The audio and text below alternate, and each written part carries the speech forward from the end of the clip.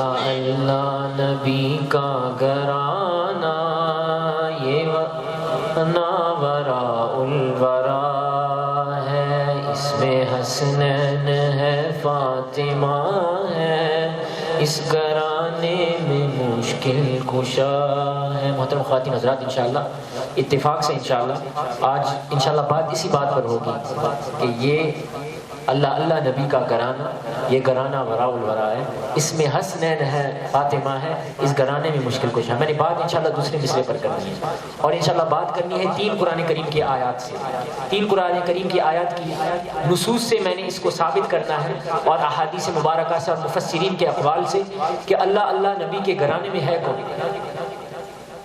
لیکن محترم خواتین حضرات، ایک بات آپ غور فرما لیں کہ اہل سنت والجماعت کا یہ عقیدہ ہے اور یہ مسلک ہے کہ جو اہل بیت کا معنی ہے، یعنی حضور صلی اللہ علیہ وسلم کی آل، حضور صلی اللہ علیہ وسلم کی جو فیملی ہے، the family of the Prophet صلی اللہ علیہ وسلم، it consists obviously of his children, his wives, his daughters, his grandsons, etc. However, the Prophet صلی اللہ علیہ وسلم himself, he specified his family. For example, every one of you come from a certain family. You belong to a certain family. But if I was to ask about your family tree, then you would give me more than 100 names, because obviously everyone has a huge family tree. But if I was to ask you about your immediate family, then you would give me 5 names, 6 names, 7 names, 8 names.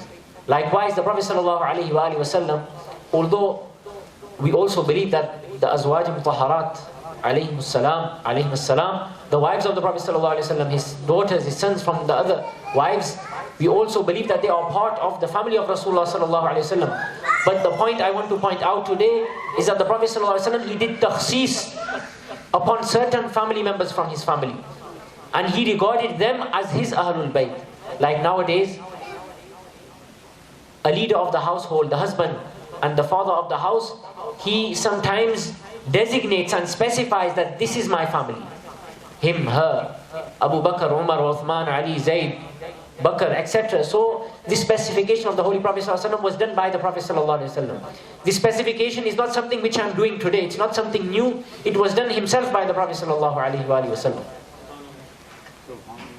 تو محترم خواتین و حضرات، بات میں نے کرنی ہے اس دوسرے مصرے پر کہ اللہ نبی کا گھرانہ، یہ گھرانہ وراء الورا ہے، اس میں حسنین ہے، فاطمہ ہے، اس گھرانے میں مشکل کشا ہے۔ So I want to talk about specifically the Ahlul Kisa today, and I want to talk about the Prophet sallallahu alaihi wasallam, and I want to mention about who he regarded as his Ahlul Bayt. Who did the Prophet sallallahu alaihi wasallam call his family? Who did the Prophet sallallahu alaihi wasallam call his family? So when we study the Quran, we find one verse, Bismillah ar-Rahman ar-Rahim, a famous verse. Everyone has studied this verse many times. The verse is known as Ayatul Tathir, the verse of purification.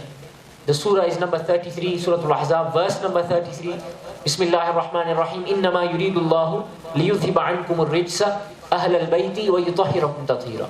Inshallah, I'm going to explain this in English quickly, then inshallah, then we can move on and talk about inshallah the events of Karbala, inshallah, in Urdu, inshallah ta'ala. So the first verse, the translation of the verse, verily Allah subhanahu wa ta'ala, he solely intends to purify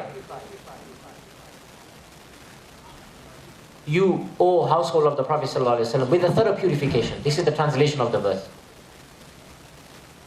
And in this verse, Allah subhanahu wa ta'ala, he talks about how Allah subhanahu wa ta'ala himself specifically purified the household of Rasulullah sallallahu alaihi wasallam. Now the question is, when we look at the background of this verse, who did the Prophet sallallahu alaihi wasallam specifically purify? Obviously we believe that the wives of the Prophet sallallahu alaihi wasallam, of course they are pure, of course they are pak, of course, in fact, we believe that they are the best women to have walked on this earth. This is the aqidah of everyone, and it should be like that. We do not look at the faults of the wives of the Prophet sallallahu alaihi wasallam. No. But now we want to identify, when this verse was revealed, who did Allah subhanahu wa ta'ala purify on that occasion? Allah subhanahu wa ta'ala, we believe he purified the wives, and whoever stayed with the Messenger of Allah sallallahu alaihi wasallam, of course he was purified by the glance of Rasulullah sallallahu alaihi wasallam. I believe that whoever looked at the sight of Rasulullah sallallahu alaihi wasallam, I believe he was purified just by looking at Rasulullah sallallahu alaihi wasallam. Subhanallah. The nigah of Mustafa sallallahu alaihi wasallam, उनकी महक ने दिल के गुंचे खिला दिए हैं, जिस राह चल दिए हैं कूचे बसा दिए हैं. और मेरे करीम ने अगर कतरा किसी से मांगा, मेरे करीम से अगर कतरा किसी ने मांगा, दरिया बहा दिए हैं, दुर्बे बहा दिए हैं. So I believe personally, and this is what everyone should believe, that whoever the Prophet ﷺ glanced at, even for 1 second, 1 moment, he was purified just by the glance of Rasulullah ﷺ. So the wives of the Prophet ﷺ, of course they are purified. We do not talk about their faults. Na'udhu billahi min dhalik. We cannot even reach the status of their feet. Even the dust that touches their feet, we cannot reach that dust. We are not even worthy of touching that dust, that blessed dust, which would have been touched by the wives of Rasulullah sallallahu alaihi wasallam. But we want to identify that when this verse was revealed, who was part of this verse? What is the historical background of this verse? What are the asbabun nuzul? What is the shani nuzul of this verse? Who was present at the time when this verse was revealed? Whose house was this verse revealed in? So when we look at this scenario, from the tafsir of Imam Tabari rahmatullahi ta'ala alayhi, and from the ahadith of Rasulullah sallallahu alayhi wa sallam, we find, I have in front of me 16 ahadith. 16 ahadith, and all are marfu'. Marfu' means that specific hadith which reaches the Prophet sallallahu alayhi wa sallam. For example, marfu वो हदीस है कि जिसकी सनद हुजूर सल्लल्लाहु अलैहि वसल्लम तक पहुंचती है. मरफू का माना क्या होता है? मरफू का माना होता है पहुंची हुई. आजकल हम कहते हैं ना कि जिसको 1-2 लफ्ज आ जाते हैं, कहते हैं ये बहुत पहुंच गया, ये हजरत पहुंचे हुए. आजकल तो हम हर एक अपने आप को पहुंचा हुआ समझता है. लेकिन मरफू वो उस हदीस को कहते हैं जो जिसकी सनद हुजूर सल्लल्लाहु अलैहि वसल्लम तक पहुंचती हो. और उसके बरअक्स मौकूफ हदीस वो होती है कि जिसकी सनद सहाबा तक मौकूफ रह जाती है, यानी वो सनद हुजूर तक नहीं पहुंचती, वो एक सहाबी तक महदूद हो जाती है. मौकूफ का माना होता है ठहर जाना. और उसके बरक्स एक दूसरी हदीस होती है, उसका नाम है मतरूक उस हदीस को कहते हैं कि जो एक ताबी तक, मतरूक इसलिए, मतरूक का माना है कि छूटी हुई, यानी वो हदीस ना सहाबी तक पहुंची ना हुजूर सल्लल्लाहु अलैहि वसल्लम तक पहुंची. और ये जो 16 रिवायतें मेरे सामने हैं, ये तमाम की तमाम रिवायतें मरफू हैं, हुजूर सल्लल्लाहु अलैहि वसल्लम तक पहुंचती हैं इनकी सनद.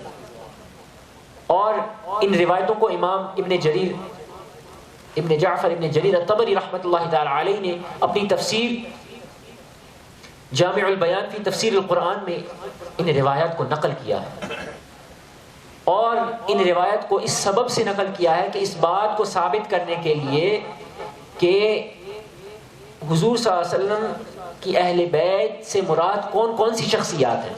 और वो फरमाते हैं कि उनसे मुराद है सैयदना अली करमल्लाहु ताला वजहुल करीम, सैयदा फातिमा और इमाम हसन और इमाम हुसैन. और हुजूर सल्लल्लाहु अलैहि वसल्लम खुद अहले बैत के ज़ुमरे में शामिल हैं. इमाम तबरी ने इसको साबित करने के लिए 16 मरफू अहादीस को नकल किया. इमाम तबरी has mentioned 16 marfu traditions, those ahadith which reach the Prophet sallallahu alaihi wasallam. And like I was mentioning, mawquf is that type of hadith which stops at a sahabi, and matruk is that hadith which stops at a tabi'. But all these narrations, inshallah, I don't have time to even mention any of the narrations. I will just inshallah quickly go fly by them, because inshallah if I try to elaborate on every single one, we need, inshallah, we'll be here until midnight, inshallah ta'ala. But Imam Ja'far ibn Jarir at-Tabari rahmatullahi ta'ala, he has proven from these 16 marfu ahadith that from the Ahlul Bayt refer to Sayyidina Muhammad sallallahu alayhi wa sallam, Sayyidina Ali, Sayyida Fatima, and Imam Hassan and Imam Hussein. This is the takhsis of Rasulullah sallallahu alayhi wa sallam. What is the background of this verse? And what is the hadith? All the hadith are similar. All the ahadith, they are similar, but there are difference in narrations. Let me tell you the basic hadith. This verse was revealed in the house of Salma radiallahu ta'ala anha, wa alayha salam, who was the wife of the Prophet sallallahu alayhi wa sallam. Hazrat Salma radiallahu ta'ala anha was the wife of the Prophet sallallahu alayhi wa sallam. It was revealed in her house, and she says that this verse was revealed in my house. I'm not saying it was revealed in her house. She says herself in the hadith that this verse was revealed in my house. And she says the Prophet sallallahu alayhi wa sallam was present. What did the Prophet ﷺ do? When this verse was revealed, he called Ali. He called Fatima. He called Hassan. He called Hussein. Then he got a cloak, a black cloak. Kisa al-Khaybar. The Prophet ﷺ, he got a black cloak. Kali Chadar Huzur ﷺ ne li. And then the Prophet ﷺ, he put this black cloak around Sayyidina Ali, Sayyida Fatima, Sayyidina Imam Hassan, Sayyidina Imam Hussein, and himself. And then he made a dua. What dua did he make? Allahumma ha'ulai ahlul bayt. This is the background of this verse. So the Prophet ﷺ, this verse is being revealed in the house of Salma, Salamullahi alayha. And she states that the Prophet ﷺ, when this verse was revealed, he called Sayyidina Ali, Sayyida Fatima Zahra, Salamullahi alayha, Sayyidina Imam Hassan, Sayyidina Imam Hussein. And he got a black cloak and he gathered this cloak around them. Then he made a dua that, oh Allah, this is my Ahlul Bayt. Allahumma ha'ulaya. How much more proofs do you want? Allahumma ha'ulaya. How clear does the Prophet ﷺ have to make it to you?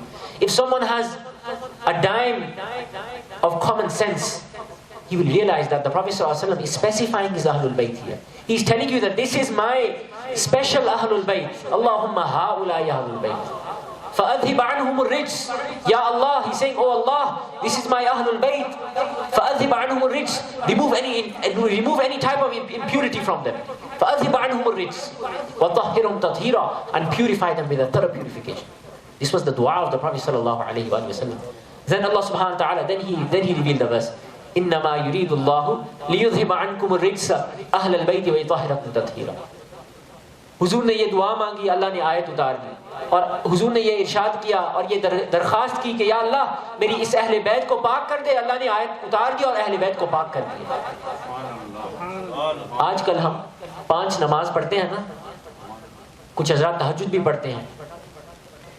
آپ میں سے بعض حضرات ایسے ہوں گے جو ہر نماز کے لیے وضو کرتے ہیں. Some of us, we have to do wudu for every single namaz. We have to purify ourselves. We have to wash our feet. We have to do ghusl when we are in the state of janaba. We have to have a bath every Friday. We have to clean ourselves. But imagine those who Allah subhanahu wa ta'ala is cleaning.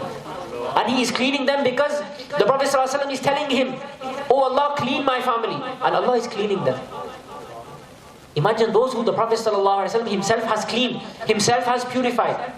Is there anyone that can be more purified than them? No. No one can be more purified than them. So respected brothers and sisters, this is the first verse.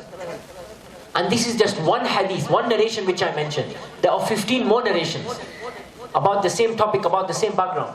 Let's move on to another verse. The second verse, Bismillahir Rahmanir Rahim. This verse is in Surah Ali Imran, verse number 61. Allah subhanahu wa ta'ala says, Bismillahir Rahmanir Rahim, فَمَنْ حَاجَّكَ فِيهِ مِنْ بَعْدِ مَا جَاءَكَ مِنَ الْعِلْمِ فَقُلْ تَعَالَوْا نَدْعُ أَبْنَاءَنَا وَأَبْنَاءَكُمْ وَنِسَاءَنَا وَنِسَاءَكُمْ وَأَنفُسَنَا وَأَنفُسَكُمْ ثُمَّ نَبْتَهِلْ فَنَجْعَلْ لَعْنَةُ اللَّهِ عَلَى الْكَاذِبِينَ. Allah subhanahu wa ta'ala says, and this incident is known as Mubahala. Mubahala in Arabic is known as challenge. And Mubahala, I'll mention, I don't have time to mention the linguistic. Mubahala is known when basically the Jews at the time and the Nasara, the Yahud, they challenged the Prophet sallallahu alaihi wasallam. They said to the Prophet sallallahu alaihi wasallam that if you are sincere, if you are right, then okay, we'll have a Mubahala, we'll have a challenge. What is the challenge? You bring your ta'ala nadu abnana, we will bring our sons. You bring your sons. The Jews and the Christians said to the Prophet ﷺ, we'll have a challenge to see who's on the right path, who is the righteous. We'll bring our children, we'll bring our sons, you bring your sons.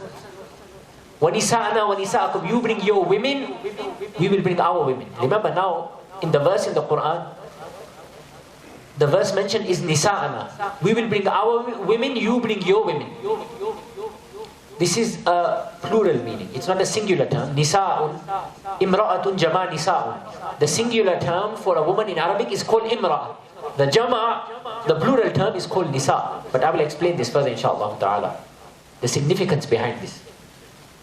So the Jews and the Christians, they made a challenge. They said, if you say that you are correct and you're on the right path, you bring your women we will bring our women. You bring your sons, we will bring our sons. You bring yourselves, we will bring ourselves. Now what is the background of this verse? What is the background of this verse? Imam Qurtubi rahmatullahi ta'ala alayhi in his tafsir al-Jami' li ahkam al-Quran, al-Qurtubi rahmatullahi ta'ala, who died in the year 671. I'm not talking about Mufassirin who are living at the moment. I'm talking about Mufassirin who passed away in the year 671. And Jalil al-Qadr Mufassirin.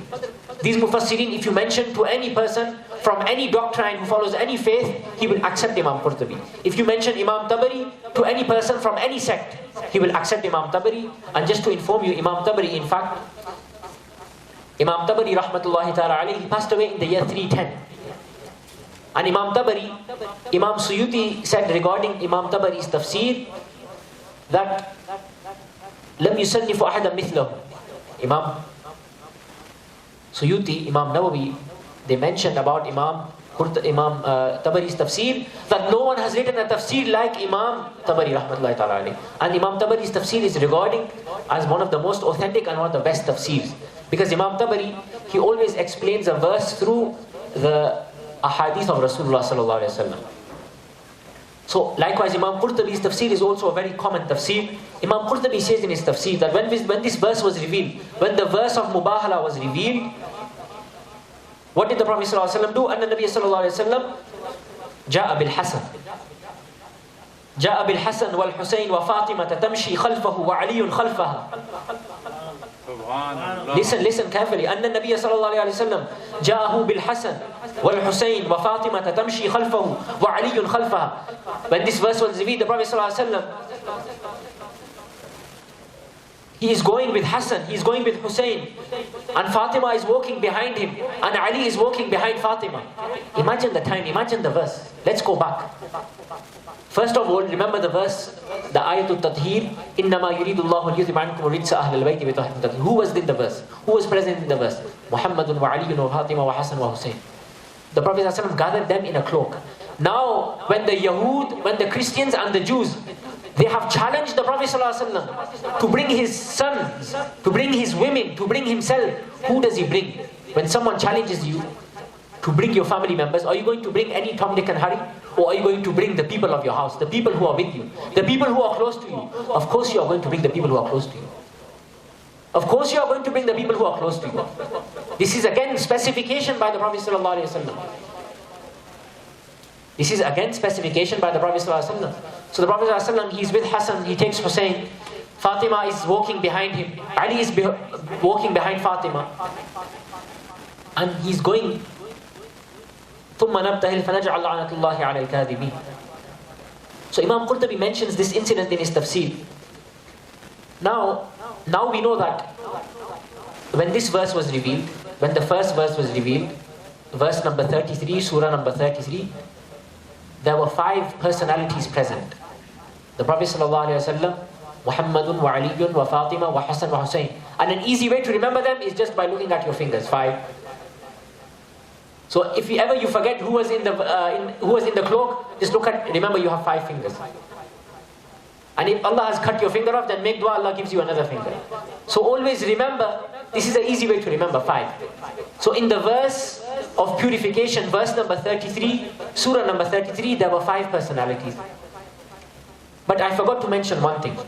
In fact, when the verse was revealed, there were actually 6 personalities present in the house. Because Salma said that this verse was revealed in my house. But when the verse was revealed, when she saw that the Prophet ﷺ had a cloak, and when she saw that the Prophet ﷺ was gathering these 4 personalities in a cloak, she wanted to be part of the cloak. She wanted to join the cloak. So she said, Ya Rasulullah ﷺ. She said, Ya Rasulullah, let me join the cloak. And in some narrations, she was actually physically trying to enter the cloak. Obviously, wouldn't you try to enter a cloak? For example, nowadays, if I gather a cloak and I have $1 million of cash, everyone will jump in the cloak. You will kill me, But this is the cloak of Khaybar, and whose cloak is this? This is the cloak of Rasulullah sallallahu alaihi wasallam. Nowadays, all we think about is money. All we give sacrifice for is money. But this was a cloak which belonged to Rasulullah sallallahu alaihi wasallam, the cloak of purification. So obviously, the wife of Rasulullah, of course, she wanted to be part of this purification ceremony. So she tried to physically enter the cloak. The Prophet ﷺ said, Anti ala makani. You stay at your place. Punjabi hum kehte na tu ram nal baith ja. Ye koi tanqeed nahi ho rahi. Lekin the Prophet ﷺ said it with love. The Anti ala makanik. You sit at your place. You are already purified. Like I mentioned, the wives of Rasulullah ﷺ, my aqidah, my belief is that whoever the Prophet ﷺ glanced at for one moment, for 1 second, that male or female became purified. This is why do we respect the Sahaba? Why do we respect the Sahaba? And who falls into the category of Sahaba? Do you know that even if a baby who was born, and even if the baby who was newborn for a few seconds, even if that baby saw Rasulullah sallallahu alaihi wasallam for even 1 second, do you know what that baby becomes? That baby becomes a Sahabi. So why do we respect the Sahaba? Everyone is talking about respect the Sahaba. Why do we respect the Sahaba? Talk about why we respect the Sahaba. Even when the month of Muharram begins, they say, why are we talking about Imam Hussein? Why can't you talk about the Sahaba? Respected brothers and sisters, we don't just talk about the Sahaba, we try to live like the Sahaba. We talk about the Sahaba every single day and night. So what harm is it if we talk about Imam Hussein for 10 days? What harm is it? In fact, the Sahaba Kiram Ridwanullahi alayhim ajma'in, themselves, they talked about the Ahlul Bayt. They showed dedication and love towards the Ahlul Bayt.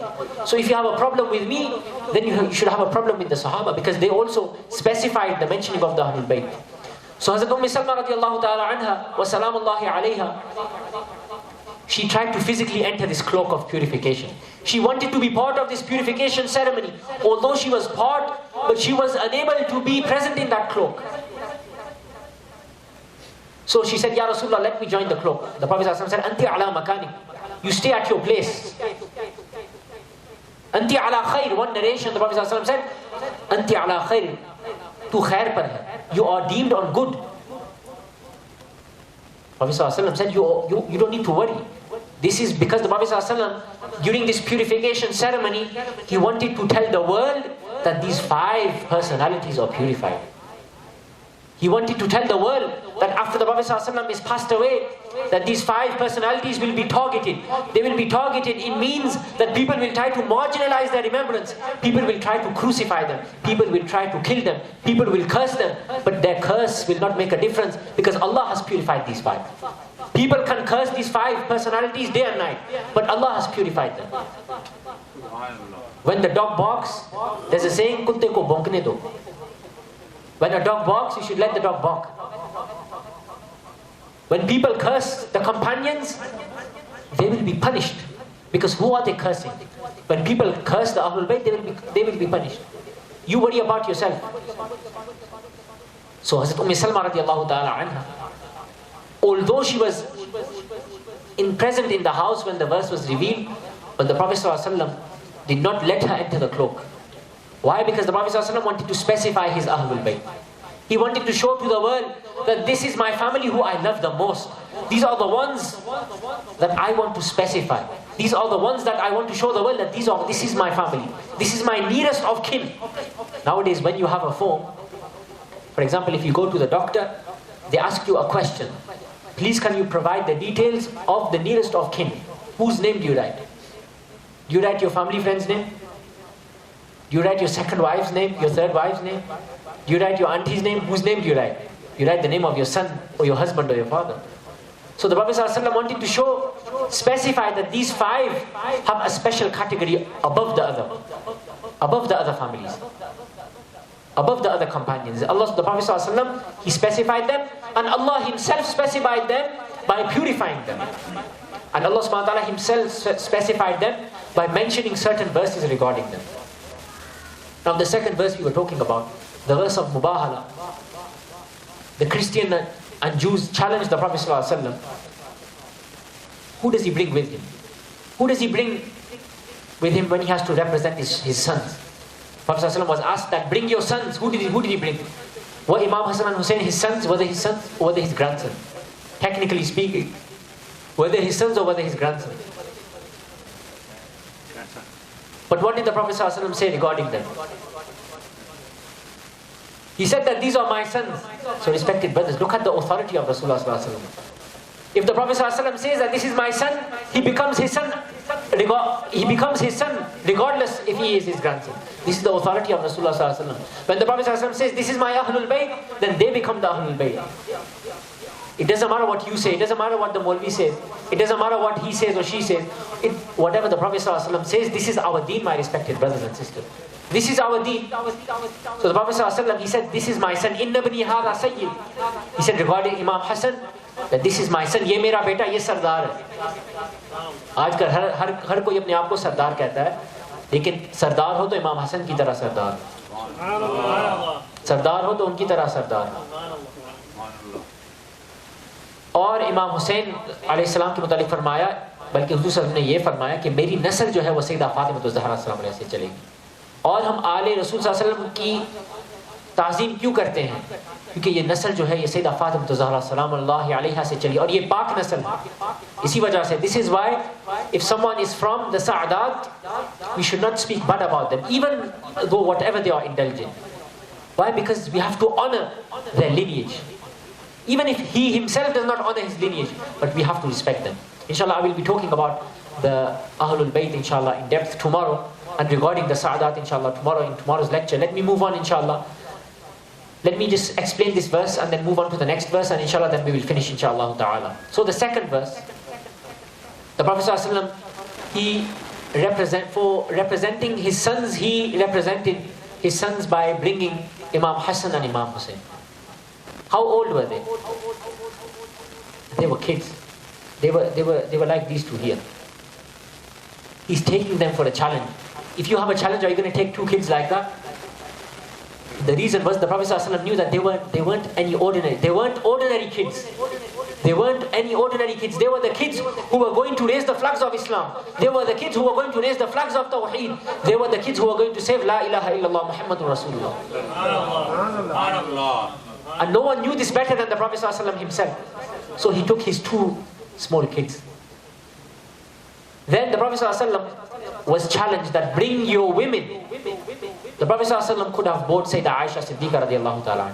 He could have bought Hazrat Salma radiallahu ta'ala wa alayha salam. And inshallah I believe we should say alayha salam after the names of the wives and the names of the companions. And the Prophet ﷺ could have bought his wives and his other family members. But who did he represent from his women? He represented one woman, Sayyidah Fatima Zahra salamullahi alayha. The Jews and Christians, they said, represent your women, bring your women. The Prophet ﷺ brought Sayyidah Fatima Zahra. She is one woman. The Quran says that the verse in the Quran that has been used nisa'ana wa nisa'akum, a plural word. And obviously the Jews must have brought their women. But the Prophet ﷺ, he represented Sayyidah Fatima Zahra salamullahi alayha. What is the wisdom behind this? A few months ago, I was contemplating on this verse. कुछ महीने पहले मैं इस आयत करीमा पर तदब्बुर कर रहा था. अल्लाह सुब्हानहू व तआला ने इरशाद फरमाया, वलक़द यस्सरना क़ुरआन लिज़िक्रि फ़हल मिन मुद्दकिर. और अल्लाह सुब्हानहू व तआला ने फरमाया, अफ़ला यतदब्बरून अल-क़ुरआन, कि क्या वो लोग कुरान पर तदब्बुर नहीं करते? क्या वो लोग कुरान पर गौर व फिक्र नहीं करते? Respected brothers, the Quran has not just come so that we memorize the Quran. The Quran is there so that we contemplate upon the Quran. How do you contemplate? गौर फिक्र किस तरह की जाती है? तदब्बुर किस तरह किया जाता है? तदब्बुर उस वक्त किया जाता है कि जब आप एक आयत को लेकर 1 घंटा, 2 घंटे, 3 घंटे, 4 घंटे, 5 घंटे पूरी रात सोचे. आखिर कुरान जो है ये कोई मुर्दा कलाम नहीं है, ये अल्लाह का कलाम है, जिंदा कलाम है. और अल्लाह आपसे बात कर रहा है. ये जो लोग कहते हैं ना कि अल्लाह यहूद और नसारा, ये आयत यहूद और नसारा के लिए, ये आयत उनके लिए, ये आयत इनके लिए, तमाम आयतें तुम्हारे लिए.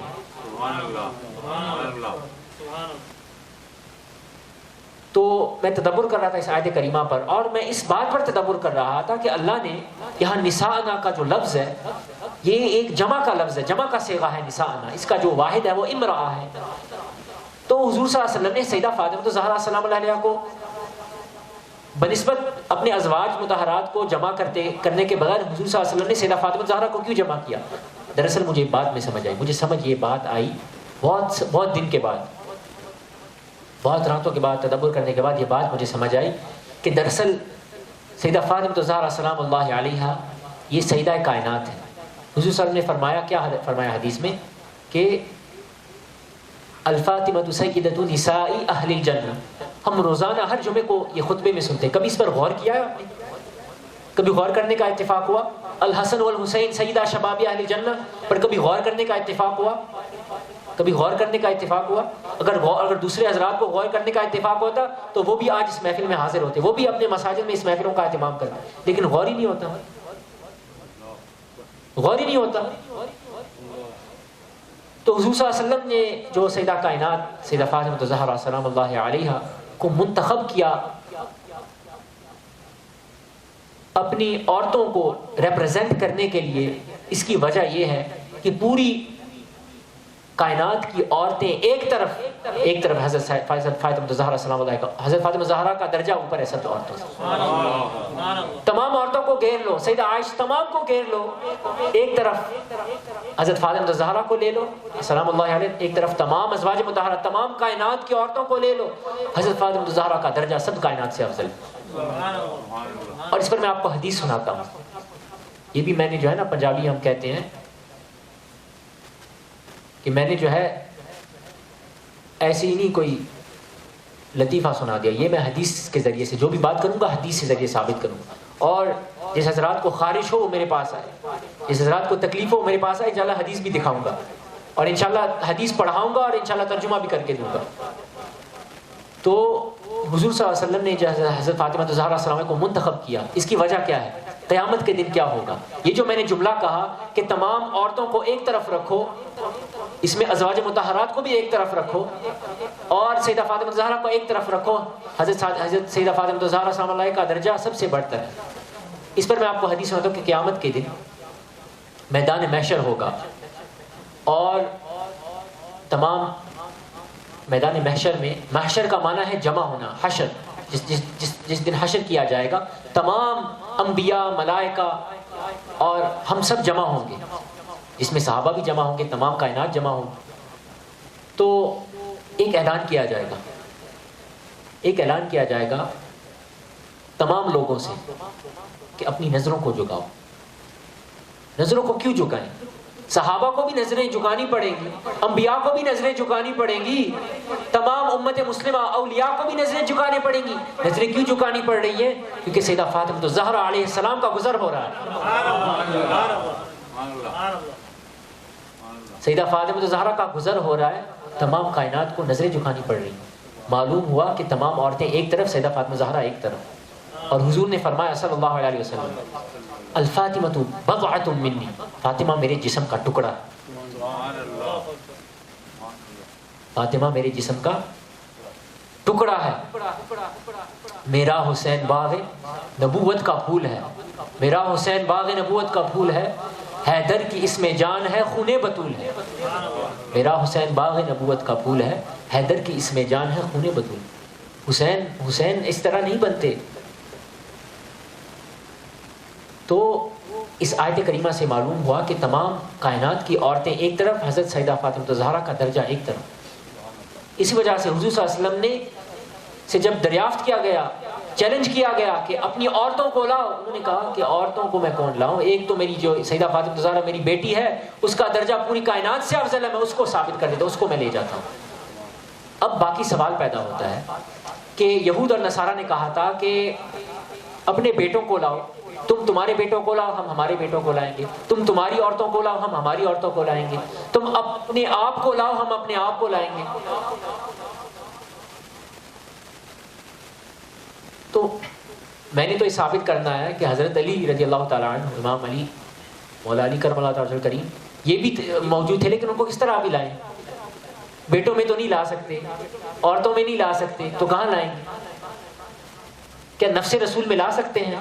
معلوم ہوا کہ حضور صلی اللہ علیہ وسلم نے یہ ہمارے لیے آسان کر دیا. حضور صلی اللہ علیہ وسلم نے ارشاد فرما دیا کہ یا علی، حضور صلی اللہ علیہ وسلم نے فرمایا، بخاری شریف کی حدیث ہے، صحیح حدیث ہے، حضور صلی اللہ علیہ وسلم نے ارشاد فرمایا، ان علی منی وانا منہ، علی مجھ سے ہے، میں علی سے ہوں. نعرہ تکبیر، اللہ، نعرہ رسالت، نعرہ حیدری. تو علی کو لانا ہے تو علی تو آلریڈی حضور صلی اللہ علیہ وسلم کی نفس رسول صلی اللہ علیہ وسلم ہے، تو مسئلہ ختم ہو گیا، ابھی کس بات پر جھگڑے ہیں؟ مسئلہ ختم ہو گیا۔ بیٹوں میں حسنین کریمین آ گئے، عورتوں میں حضرت فاطمہ الزہرا تشریف فرما ہوئی، اور انفسنا میں، اور اس کو امام سیوطی نے اپنی تفسیر میں فرمایا کہ نفس رسول صلی اللہ علیہ وسلم کے درجے میں حضور صلی اللہ علیہ وسلم نے حضرت علی کو منتخب کیا۔ سبحان اللہ۔ حضور نے فرمایا نا کہ اے علی، جس کا میں مولا اس کا علی مولا۔ تو معلوم ہوا کہ جو شخص حضور صلی اللہ علیہ وسلم کو مولا علی سے جدا کرنا چاہے وہ قیامت تک جدا کر ہی نہیں سکتا، کیونکہ حضور صلی اللہ علیہ وسلم نے کبھی علی کو جدا نہیں کیا۔ جب حضور صلی اللہ علیہ وسلم نے کبھی علی کو جدا نہیں کیا، تم کون ہوتے علی کو جدا کرنے والے؟ آتے ہیں، چلتے ہیں تیسری آیت کی طرف۔ 2 آیتوں سے میں نے ثابت کر دیا کہ حضور صلی اللہ علیہ وسلم کی اہل بیت سے مراد جو ہے، تخصیص جو ہے خصوصی اور خاص اہل بیت سے مراد کون ہے؟ پنجتن پاک ہے، اہل کسا۔ یہ یاد رکھیں، اہل کسا، کیونکہ لوگ اگر آپ پنجتن پاک کہیں تو لوگ آپ کو کہیں گے تو پنجتن پاک تو اہل تشیع نے اس کی اصطلاح کی ہے، تو آپ ان کو کہا کریں ٹھیک ہے ہم پنجتن پاک نہیں کہیں گے، ہم پنجتن پاک سے بھی توبہ کر لیتے ہیں، لیکن ہم اہل کسا کہیں گے، ہم کہیں گے چادر والے، اور ہم کہیں گے مباہلہ والے۔ اور ایک میں اور آیت دیتا ہوں، یہ بھی کہہ دینا ان کو، یہ میری طرف سے ہدیہ۔ تیسری آیت کریمہ، بسم اللہ الرحمن الرحیم، آیت کریمہ ہے سورہ شورى کی 25ویں سپارے کی آیت کریمہ ہے۔ آیت کریمہ کا نمبر میرے ذہن میں نہیں انشاءاللہ، لیکن میں بتا سکتا ہوں۔ قرآن کریم کی آیت ہے، بسم اللہ الرحمن الرحیم، قل لا اسألکم علیہ اجرا الا المودۃ فی القربى۔ اللہ سبحانہ تعالیٰ نے ارشاد فرمایا، اس آیت کی تشریح میں مزید کل بیان کروں گا تفسیر ابن کثیر سے، لیکن چونکہ اس آیت کریمہ کا اس موضوع سے بھی تعلق ہے تو انشاءاللہ میں اس کو بھی اس ضمن میں بیان کر دیتا ہوں، کیونکہ میرا اس بات یہ ہے کہ آج میرا موضوع تھا کہ یہ ثابت کرنا کہ حضور صلی اللہ علیہ وسلم نے اپنی اہل بیت میں سے کس کی تخصیص فرمائی، اور حضور صلی اللہ علیہ وسلم نے کس کو کہا کہ یہ میری اہل بیت ہے، اور حضور صلی اللہ علیہ وسلم نے مباہلہ کے وقت کس کو لے گئے، اور حضور صلی اللہ علیہ وسلم نے جب آیت تطہیر نازل ہوئی تو چادر میں کون ہستیاں تھیں۔ ابھی یہ آیت کریمہ ہے کہ اللہ سبحانہ نے ارشاد فرمایا کہ اے حبیب آپ ارشاد فرما دیجئے کہ میں آپ سے سوال نہیں کرتا، مطالبہ نہیں کرتا کسی اجر کا، مگر یہ کہ تم میری قرابت داروں سے محبت کرو، مودت کرو۔ امام قرطبی اپنی تفسیر میں ارشاد فرماتے ہیں، میں ایسے ڈنڈیاں نہیں مار رہا، میں تفسیریں بیان کر رہا ہوں۔ امام قرطبی فرماتے ہیں کہ یہ قربہ سے مراد کون ہے؟ حضور نے فرمایا نا، اللہ نے فرمایا نا کہ اے حبیب، اے حضور صلی اللہ علیہ وسلم، آپ لوگوں کو یہ بتاؤ، یہ بیان کر دو کہ میں تم سے، میں نے جو یہ نبوت کی ہے، 40 سال نبوت کی ہے، میں نے جو یہ جنگیں لڑی ہیں، میں نے جو یہ مجاہدہ کیا ہے، میں نے جو جہاد کیا ہے، میں اس کا کوئی اجر نہیں مانگتا، صرف اجر یہ مانگتا ہوں کہ تم میری قرابت داروں سے محبت کرو۔ سوال یہ ہوا کہ قرابت داروں میں سے کون ہے؟ قرابت داروں سے مراد کون ہے؟ حضور کے قرابت دار ہیں کون؟ سوال یہ پیدا ہے قرابت داروں میں سے کون مراد کون ہے؟ تو امام قرطبی نقل کرتے ہیں کہ امام زین العابدین رضی اللہ تعالی عنہ، ان کا یہ قول ہے، ان کا یہ عقیدہ ہے، اور اس کے علاوہ دیگر مفسرین ہیں، صحابی رسول ہیں، عمر بن شعیب ہیں، وسدی اور سعید ابن جبیر نقل کرتے ہیں، ابن عباس رضی اللہ، ابن عباس کا یہ عقیدہ ہے، فرماتے ہیں کہ لما انزل اللہ عز وجل، کہ جب یہ آیت کریمہ نازل ہوئی، جب اللہ نے یہ آیت نازل کی، قل لا اسألکم علیہ اجرا الا المودۃ فی القربى قالوا یا رسول اللہ، تو صحابہ کا یہ طریقہ تھا کہ جب کوئی آیت کریمہ نازل ہوتی تو وہ کہتے یا رسول اللہ اس کا مطلب کیا ہے؟ جب یہ آیت کریمہ ان اللہ و ملائکتہ یصلون علی النبی نازل ہوئی تو صحابہ نے پہلا سوال کیا یا رسول اللہ کیف نصلی علیک، یا رسول اللہ کیسے سلام پڑھیں؟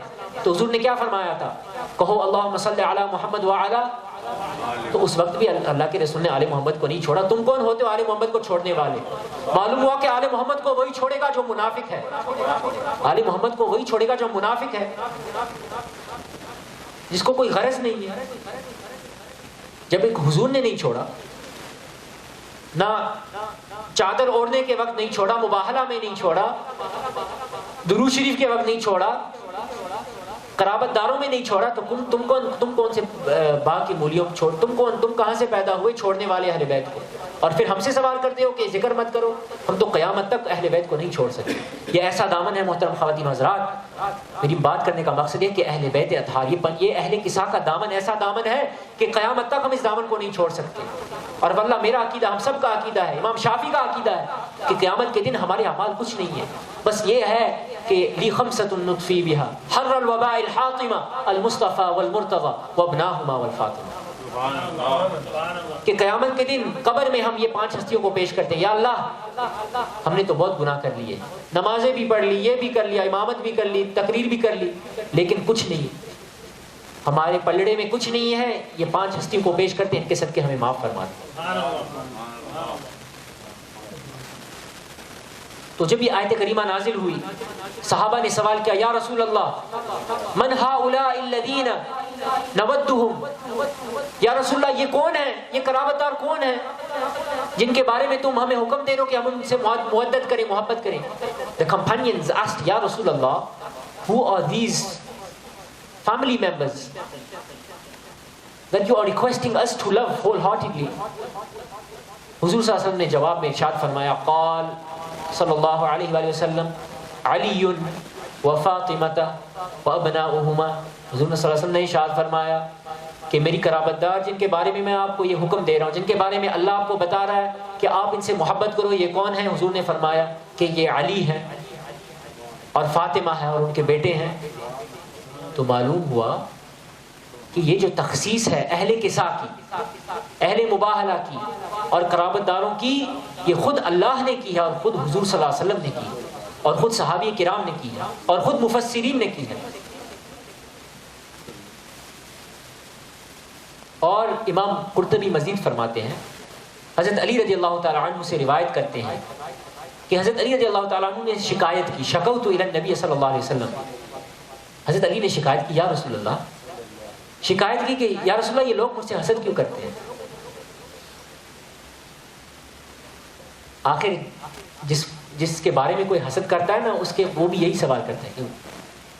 اسی وجہ سے لوگوں کسی کے بارے میں حسد نہیں کرنا چاہیے. حضور صلی اللہ علیہ وسلم نے فرمایا 2 چیزوں میں حسد جائز ہے، 2 چیزوں میں رشک جائز ہے. کس میں؟ ایک علم میں اور ایک دوسری کیا چیز ہے؟ ہاں تقوی اور علم. علم میں حسد اس لیے جائز ہے کہ آپ کو پھر ترغیب ہو کہ آپ علم. حسد jealousy is only allowed in 2 things, one in knowledge and one is taqwa. One in taqwa. Nowadays we become jealous if we see someone driving a nice car. Nowadays we become jealous if we see someone reciting something nicely. Nowadays we become jealous if we see that someone has a high status in society. This is wrong, respected brother. حسد بھی کرنی ہے تو کسی غرض سے حسد کرو. لیکن حضرت علی رضی اللہ تعالیٰ عنہ سے بھی حسد کرتے تھے. تو حضرت علی نے فرمایا، یا رسول اللہ یہ لوگ مجھ سے حسد کیوں کرتے ہیں؟ حضرت علی asked the Prophet صلی اللہ علیہ وسلم, he complained to the Prophet صلی اللہ علیہ وسلم that why are these people jealous of me? فقال اما ترضى ان تكون رابع 4. The Prophet صلی اللہ علیہ وسلم replied, حضور صلی اللہ علیہ وسلم نے جواب میں ارشاد فرمایا، اے علی کیا تم راضی نہیں ہو کہ میں نے تم کو یہ 4 فضیلتیں دی ہیں؟ 4 فضیلتیں کیا ہیں؟ اول من يدخل الجنة انا وانت. انہیں فرمایا، اے علی ان کو حسد کرنے دو، خبیثوں کو، نالائقوں، لعنتیوں کو حسد کرنے دو قیامت تک. آپ کے لیے تو یہ فضیلت ہے کہ پہلی فضیلت کیا ہے کہ کیا تم راضی نہیں ہو کہ جنت میں سب سے پہلے میں داخل ہوں گا اور تم داخل ہوگے. بڑے بڑے ٹھیکیدار ہیں آج کل جنت کے، فتویٰ باز ہیں، کہتے ہیں جنت میں یہ جنت میں جائیں گے. جنت میں تو پہلے حضور علی جائیں گے، بعد میں آپ کا سوال ہوگا، آپ کا کیس بعد میں چلے گا، پہلے تو علی جائیں گے. اور ایک حدیث میں آپ کو سنا دوں کہ ایک دوسری حدیث ہے جس کو قاضی یاز نے الشفا بتعریف حقوق المصطفیٰ میں ذکر کیا. وہ حدیث ایسی ہے کہ حضور صلی اللہ علیہ وسلم نے ارشاد فرمایا کہ سب سے پہلے جنت میں حضرت علی داخل ہوں گے، حضرت فاطمہ، حضرت امام حسن، امام حسین. تو حضرت علی رضی اللہ تعالیٰ نے جب یہ حدیث سنی تو حضرت علی نے یہ فرمایا، اور حضرت علی کی محبت دیکھو اپنے عقیدت مندوں کے لیے، ان کی محبت دیکھو. آخر ہم حضرت علی سے محبت کیوں کرتے ہیں؟ لوگ ہم سے پوچھتے ہیں علی میں کیا ہے، علی کے اتنا تم علی علی کرتے ہو، علی علی کیوں کرتے ہو؟ علی علی اس لیے کرتے ہیں کہ اور ہے، علی علی ہے. علی اس لیے کرتے ہیں کہ اور ہے، علی علی ہے. اور علی علی اس لیے کرتے ہیں کہ جب یہ حدیث حضور صلی اللہ علیہ وسلم نے سنائی تو حضرت علی نے کیا فرمایا؟ حضرت علی نے یہ فرمایا کہ یا رسول اللہ ہم تو جنت میں داخل ہو جائیں گے، میرے بیٹے تو جنت میں داخل ہو جائیں گے، میری زوجہ مطہرہ جنت میں داخل ہو جائے گی، یا رسول اللہ فمحبونا یا رسول اللہ، یا رسول اللہ مجھ سے محبت کرنے والے ان کا کیا عالم ہوگا؟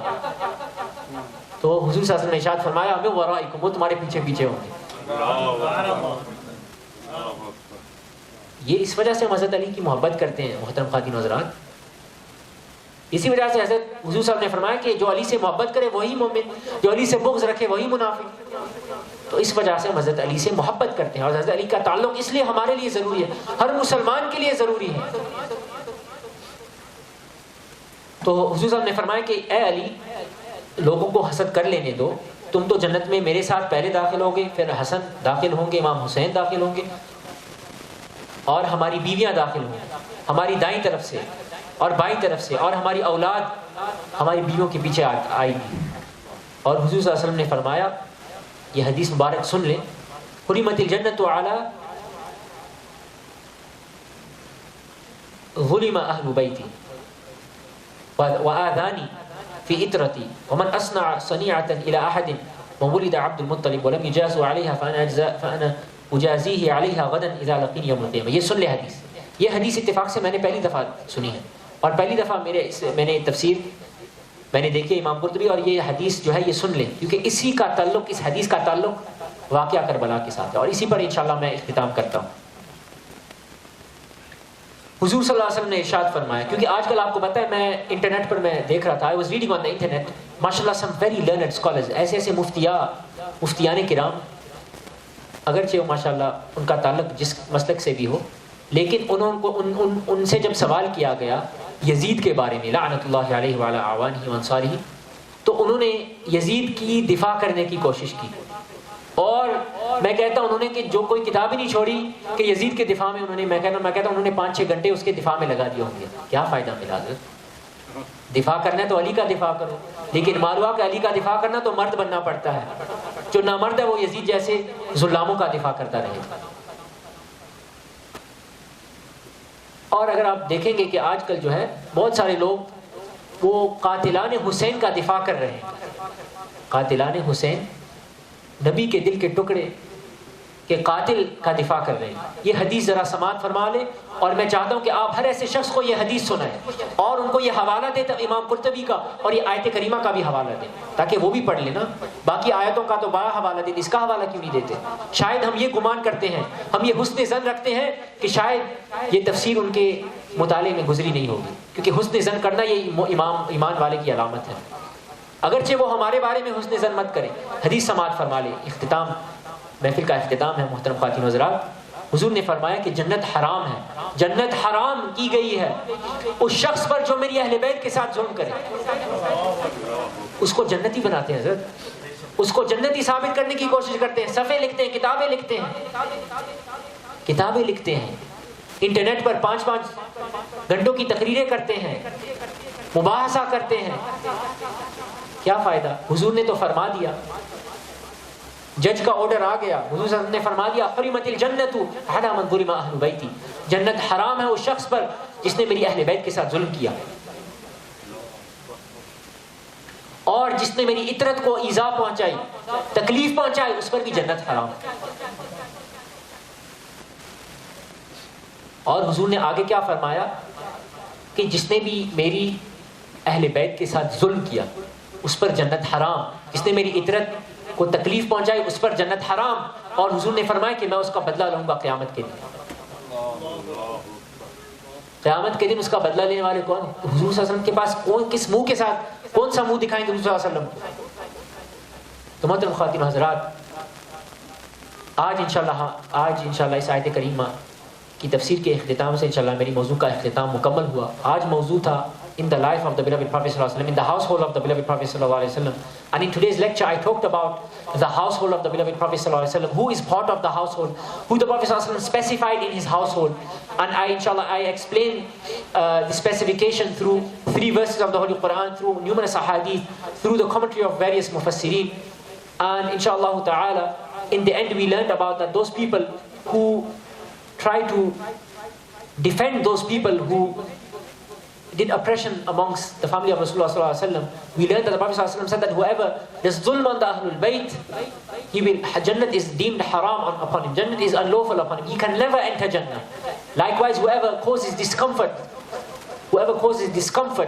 کیا یزید نے حضور صلی اللہ علیہ وسلم کو ایذا نہیں پہنچائی ہوگی؟ کیا اللہ کو ایذا نہیں پہنچائی؟ حضور صلی اللہ علیہ وسلم زندہ تو ہے نا. آج ہم حضور صلی اللہ علیہ وسلم پر صلاۃ و سلام پڑھتے ہیں، حضور ہماری صلاۃ و سلام کا جواب پڑھتے ہیں. کیا اس وقت ان کو ایذا نہیں پہنچی ہوگی؟ اگر ہم یہاں بیٹھے ہوں، کوئی ہمارے بیٹے کو چاقو مارے، اس کو تھپڑ مارے، کیا باپ کو ایذا نہیں پہنچتی؟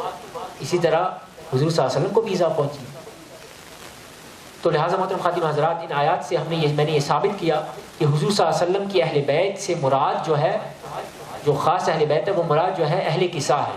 سیدنا محمد صلی اللہ علیہ وسلم، سیدہ فاطمہ، سیدنا علی، سیدنا امام حسن امام اور سیدنا امام حسین. اور یہ تخصیص میں نے نہیں کی بلکہ حضور صلی اللہ علیہ وسلم نے خود فرمائی ہے، اور یہ تخصیص مفسرین نے بھی کی ہے اور صحابہ کرام نے بھی کی ہے. So we learn that we should always remember that whenever we talk about the Ahlul Bayt, that we are referring in essence to the five. So we should always remember this. آخر میں انشاءاللہ میں 1 minute میں انشاءاللہ ایک بات عرض کر دوں کہ محترم خواتین و حضرات، آج پہلی محرم الحرام ہے، اور یہ دن جو ہے یہ حضرت سیدنا عمر فاروق رضی اللہ تعالیٰ عنہ کی شہادت کے ساتھ بھی منسوب ہے. ہم دعا کرتے ہیں کہ اللہ سبحانہ و تعالیٰ، میں ایک لفظ میں، ایک جملے میں ارشاد فرماتا ہوں، میں دعا کرتا ہوں، ہم دعا کرتے ہیں کہ اللہ سبحانہ و تعالیٰ ہم کو سیدنا عمر رضی اللہ تعالیٰ عنہ جیسی اہل بیت کے ساتھ محبت عطا کرے. اور ہم دعا کرتے ہیں کہ اللہ سبحانہ تعالیٰ ہم قیامت کے دن سیدنا عمر رضی اللہ تعالیٰ عنہ اور اہل بیت کے ساتھ حشر عطا کریں. آخر میں یہ بیان کروں، کچھ مسائل بیان کروں کہ محترم خواتین حضرات، محرم الحرام کا مہینہ ہے اور ہر ایک کام پر بھی جاتے ہیں، لیکن کچھ لمحے جو ہیں اس پر بھی غور کرنا چاہیے کہ امام حسین علیہ السلام اور ان کا جو قافلہ تھا، جب وہ روانہ ہوئے ان پر کیا بیتی ہوگی. پہلی محرم الحرام ہے.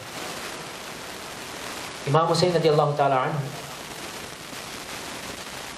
نے یہ فیصلہ کر لیا ہے کہ وہ کربلا کی طرف روانہ ہوں اور حضور صلی اللہ علیہ وسلم کے روضے مبارک پر تشریف فرمائیں. ذرا اپنے آپ کو سوچو کہ اگر آپ کے پاس آپ کے والد ہوں، کیونکہ حضور صلی اللہ علیہ وسلم نے فرمایا کہ حسین میرا بیٹا ہے، تو ظاہر ان کی والد کی طرح ہے. حضور صلی اللہ علیہ وسلم کا روزہ مبارک ہو اور وہ ایسا روزہ ہو کہ حضور نے خود فرمایا کہ یہ میرا جو روزہ ہے یہ جنت کے باغات میں سے ایک باغ ہے. وہ روزہ جس کے کائنات جو ہے منور ہو رہی ہے، وہ روزہ جس سے اولیاء بھیک مانگ رہے ہیں، وہ روزہ جس سے ہم بھیک مانگ رہے ہیں. برد جولی میری یا محمد، لوٹ کر میں نہ جاؤں گا خالی، وہ محمد کا پیارا نواسا جس نے سجدے میں گردن کٹا لی. ذرا سوچو کہ وہ روزہ ہے اور امام حسین رضی اللہ تعالیٰ عنہ نے یہ فیصلہ کر لیا ہے کہ وہ کربلا کی طرف روانہ ہوں گے. ان پر کیا بیتی ہوگی؟ کیا ان کے لیے آسان ہوا ہوگا کہ وہ حضور صلی اللہ علیہ وسلم کے روزے کو چھوڑ کر جائیں؟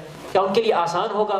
ان پر کیا بیتی ہوگی؟ کیا ان کے لیے آسان ہوا ہوگا کہ وہ مدینہ شریف کو چھوڑ کے جائیں، اپنے نانا کو چھوڑ کے جائیں؟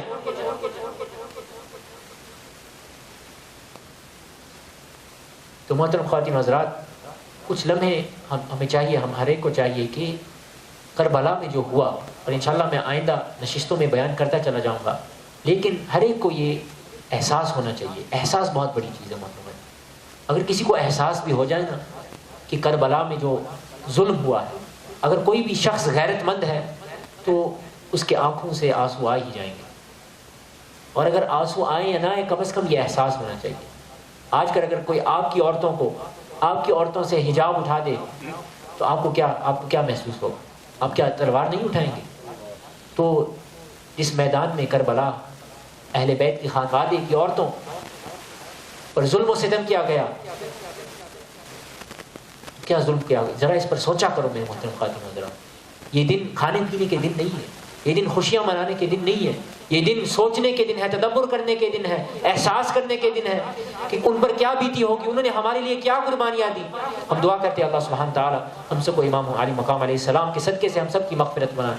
ہم دعا کرتے ہیں اللہ سبحانہ تعالیٰ جو میں نے بیان کیا، میں دعا کرتا اللہ سبحانہ تعالیٰ مجھ کو اس پر عمل کرنے کی توفیق عطا فرمائے، ہم سب کو اس پر عمل کرنے کی توفیق عطا فرمائے۔ دعا کرتے اللہ سبحانہ تعالیٰ ہم کو اہل قصہ کے ذریعے سے، اہل قصہ کی نسبت سے ہم سب کی مغفرت فرمائے، ہمارے شیوخ کی مغفرت فرمائے، ہمارے والدین کی مغفرت فرمائے، ہمارے خاندان میں جتنے مرحومین ہیں سب کو جنت الفردوس میں اعلیٰ مقام عطا فرمائے۔ ہم دعا کرتے کہ اللہ سبحانہ تعالیٰ سب کو جو حاضرین یہاں تشریف فرمائے سب کو اہل بیت کے ساتھ ایک تعلق اپنانے کی توفیق عطا فرمائے، سب کو ان کے ذریعے سے فیضیاب ہونے کی توفیق عطا فرمائے۔ اور میں دعا کرتا اللہ سبحانہ تعالیٰ سب کے گھروں میں اہل بیت اطہار کی برکت سے سب کے گھروں میں رحمتوں اور برکتوں کا نزول فرمائے، آمین رب العالمین۔ وآخر دعوانا ان الحمدللہ رب العالمین۔ سلطان کربلا کو ہمارا سلام ہو، سلطان کربلا کو ہمارا سلام ہو، جانان مصطفیٰ کو ہمارا سلام ہو، جانان مصطفیٰ کو ہمارا سلام ہو، سلطان کربلا کو عباس نامدار ہے زخموں سے چور چور، عباس نامدار ہے زخموں سے چور چور، اس پہ کرے رضا کو ہمارا سلام ہو، اس پہ کرے رضا کو ہمارا سلام ہو، سلطان کربلا کو ہمارا سلام ہو، جانان مصطفیٰ کو ہمارا سلام ہو، سلطان کربلا کو بھائی بھتیجے بانجے سب ہو گئے نثار، بھائی بھتیجے بانجے سب ہو گئے نثار، ہر لال بے بہا کو ہمارا سلام ہو، ہر لال بے بہا کو ہمارا سلام ہو، سلطان کربلا کو ہمارا سلام ہو، جانان مصطفیٰ کو ہمارا سلام ہو، جانان مصطفیٰ کو اصغر کی ننھی جان پہ، اصغر کی ننھی جان پہ لاکھوں درود ہو، اصغر کی ننھی جان پہ لاکھوں درود ہو، مظلوم و بے خطا کو، مظلوم و بے خطا کو ہمارا سلام ہو،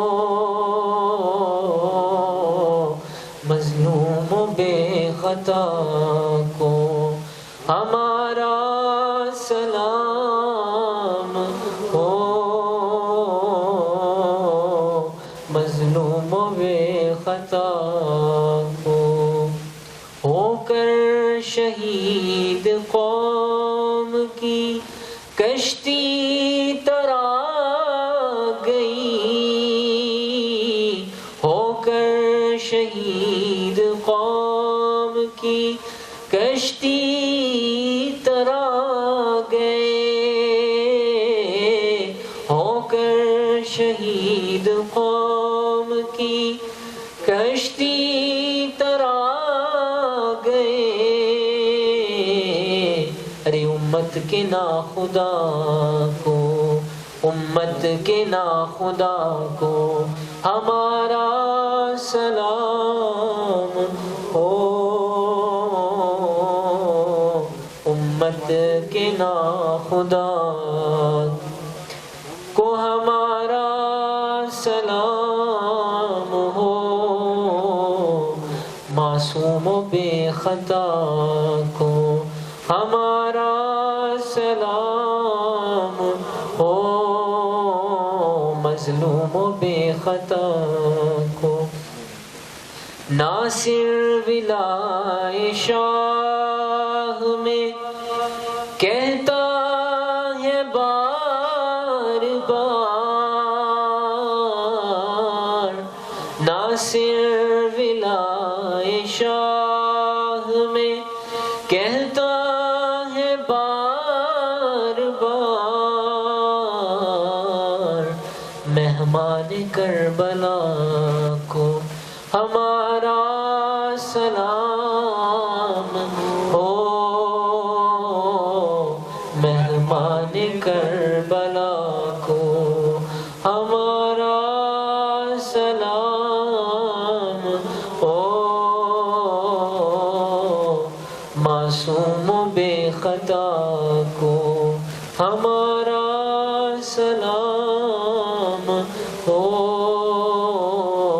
کربل کے شہداء کو ہمارا سلام ہو، جانان مصطفیٰ کو ہمارا سلام ہو، سلطان کربلا۔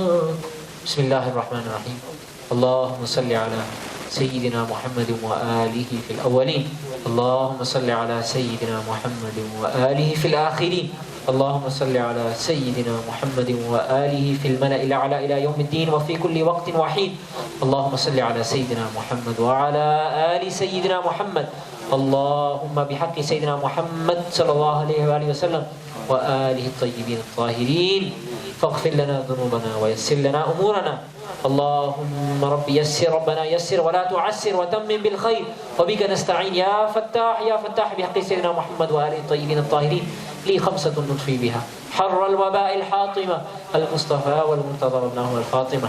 یا اللہ پروردگار عالم، جو بھی حضرات یہاں تشریف فرما ہوئے اپنے قیمتی وقت میں سے انہوں نے وقت نکالا، یا اللہ امام علی مقام علیہ السلام کی محفل میں شرکت یا اللہ کرنے کے لیے اللہ سب کے درجات بلند فرما، سب کے گناہوں کو معاف فرما، سب کے تمام نیک جائز تمنا و نیک ارادوں کو پورا فرما، اللہ جو مقروض ہے سب کو یا اللہ جلد از جلد قرض ادا کرنے کی توفیق عطا فرما، جو حضرات پریشانی مبتلا ہیں یا اللہ مولا علی مشکل کشا مولا حسین کے صدقے سب کی پریشانی کو دور فرما، یا اللہ جو بے اولاد ان کو نیک اور صالح اولاد عطا فرما، یا اللہ جو بھی پریشانیوں میں مبتلا ان کی پریشانیوں کو دور فرما، یا اللہ جو بیمار ہیں یا اللہ ان کی بیماریوں کو دور فرما، ان کو شفا کاملہ عاجلہ عطا فرما، یا اللہ جو غمگین ہے ان کی غموں کو دور فرما، یا اللہ ہم سب کو یا اللہ امام حسین علیہ السلام کی محبت اور اہل بیت محبت پر یا اللہ استقامت کے ساتھ یا اللہ اس محبت پر قائم رہنے کی توفیق عطا فرما، اور اس محبت کو ہمارے لیے قیامت کے دن یا اللہ اس محبت کو نجات کا ذریعہ بنا، ہم کو یا اللہ اس کشتی نجات میں یا اللہ سوار ہونے کی توفیق عطا فرما، ہمارے اولاد ہمارے رشتہ دار ہمارے اقارب ہمارے اساتذہ ہمارے والدین کو اس کشتی میں سفر کرنے کی توفیق عطا فرما، اللہ صحابہ کرام یا اللہ کی طرح محبت ہمیں صحابہ کرام یا اللہ کہ اہل بیت کے ساتھ محبت، یا اللہ ہم سب کو اس طرح کی محبت عطا فرما، یا اللہ ہم سب کے گناہوں کو معاف فرما، سب کے درجات بلند فرما، سیدنا عمر رضی اللہ تعالیٰ عنہ کے صدقے سے یا اللہ سب کے گناہوں کو معاف فرما، ان کی نسبت سے یا اللہ ان کے صدقے سے سب کے گناہوں کو معاف فرما، سب کو عدل کرنے کی توفیق عطا فرما، سب کو ہمیشہ یا اللہ ظلم کرنے سے بچا اور ظالموں سے بچا، یا اللہ ہمارے یا اللہ خاندانوں میں یا اللہ گھروں میں یا اللہ اتفاق اور اتحاد عطا فرما، ہمارے گھروں میں سب کے گھروں میں رحمتوں اور برکتوں کا نزول فرما، ہمارے والدین کی درجات بلند فرما، اللهم ارحمهما كما ربياني صغيرا، اللهم ربنا اغفر لنا ولوالدينا ولمشايخنا ولجميع المؤمنين والمؤمنات والمسلمين والمسلمات الاحياء منهم والاموات برحمتك يا ارحم الراحمين۔ یا اللہ جن اساتذہ نے یا اللہ مجھے یا اللہ اس محافل کو یا اللہ تجدید کرنے کی توفیق عطا فرما، یا اللہ ان کے درجات بلند فرما، یا اللہ ان کی عمروں میں برکت عطا فرما، ان کے درجات بلند فرما، اللہ ہم سب کے گناہوں کو معاف فرما، اللہ ہم سب کو یا اللہ ہم سب کو یا اللہ اس محبت میں یا اللہ جینے اور مرنے کی توفیق عطا فرما، یا اللہ سب کی یا اللہ حاضری کو قبول منظور فرما، ہماری مائیں بہنیں یا اللہ بیویاں یا اللہ سب کو یا اللہ نیک بنا صالح بنا، سب کو یا اللہ اپنی حیا اور اپنی عزت آبرو کی حفاظت کرنے کی توفیق عطا فرما، یا اللہ ہم مردوں کو یا اللہ غیرت مند بنا، یا اللہ ہمیں غیرت عطا فرما، یا اللہ ہم سب کو غیرت کی دولت عطا فرما، یا اللہ ہم سب کو یا اللہ حیا والی زندگی عطا فرما، ہم سب کو با حیا بنا، بے حیائی سے بچنے کی توفیق عطا فرما۔ اللهم ربنا هب لنا من ازواجنا وذرياتنا قرة اعين واجعلنا للمتقين اماما، يا ربي بالمصطفى بلغ مقاصدنا واغفر لنا ما مضى واسع الكرم، يا ربي بالمرتضى بلغ مقاصدنا واغفر لنا ما مضى واسع الكرم، يا ربي بالزهراء بلغ مقاصدنا واغفر لنا ما مضى واسع الكرم، يا ربي بأبا عبد الله بلغ مقاصدنا واغفر لنا ما مضى واسع الكرم، يا ربي بالحسن المجتبى بلغ مقاصدنا واغفر لنا ما مضى واسع الكرم، اللهم ربنا تقبل منا انك انت السميع العليم، یا اللہ جو نہ مانگ سکے وہ بھی عطا فرما، ان مسجد کو دن رات یا اللہ دن رات ترقی عطا فرما، اس کے انتظامیہ کے درجات بلند فرما، امام سید سہروردی کے درجات بلند فرما، ربنا تقبل منا انك انت السميع العليم تب علينا يا مولانا، اس مسجد کے جو خادمین ہیں اللہ ان کے درجات بلند فرما، ہم سب کے درجات بلند فرما، سب کے اللہ ٹوٹے پھوٹے اعمال قبول فرما، ربنا تقبل منا انك انت السميع العليم تب علينا يا مولانا انك انت التواب الرحيم، یا اللہ جو حضرات تشریف نہ فرما ہو سکے ان کو یا اللہ اس محفل میں حاضر ہونے کی توفیق عطا فرما، وصلی اللہ تعالی علی سیدنا مولانا محمد وعلی آلہ وصحبہ اجمعین برحمتک یا ارحم الراحمین بحق لا الہ الا اللہ۔